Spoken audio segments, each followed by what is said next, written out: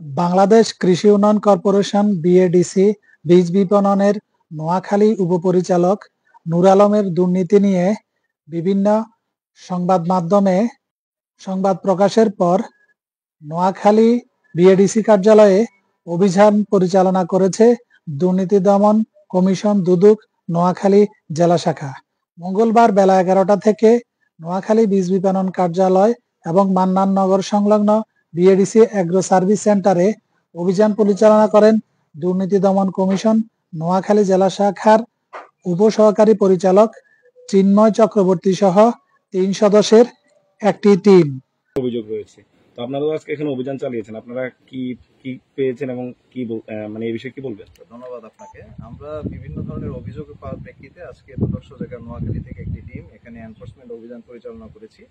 অভিযোগগুলো আমরা একটি একটি করে খতিয়ে দেখেছি, উপপরিচালক মহোদয়ের সঙ্গেও কথা বলেছি এবং অভিযোগ সংশ্লিষ্ট যত ডকুমেন্ট রয়েছে, বিশেষ করে শ্রমিকদের বিষয়ে একটা অভিযোগ পেয়েছি আমরা যে ওনারা কাজ না করেও টাকা উত্তোলন করছেন। এই জন্য আমরা প্রথমে তাদের হাজিরা খাতাগুলো সংগ্রহ করেছি, মাস্টার রোলগুলো সংগ্রহ করেছি, আরও কিছু ডকুমেন্ট এখনো সংগ্রহের পর্যায়ে রয়েছে, এগুলো সংগ্রহ করছি আমরা। তারপরে আমরা সিদ্ধান্তে আসতে পারবো যে এখানে অনিয়মগুলো হয়েছে কিনা।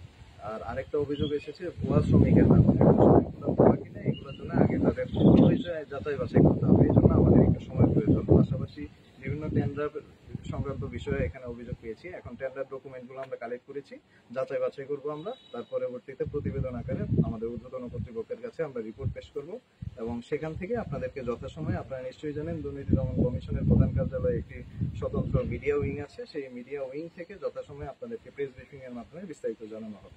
আজকে আমরা এখানে বিএডিসি নোয়াখালী অফিসে এসেছি মূলত উপপরিচালক সহ অন্যান্য কর্মকর্তা কর্মচারীদের বিরুদ্ধে নানা ধরনের অনিয়মের প্রেক্ষিতে আমরা মূলত অভিযানটি পরিচালনা করেছি।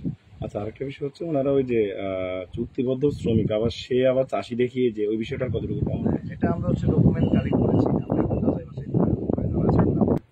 আমার নাম নুরুল আলম, আমি বিএডিসি ডেপুটি ডাইরেক্টর।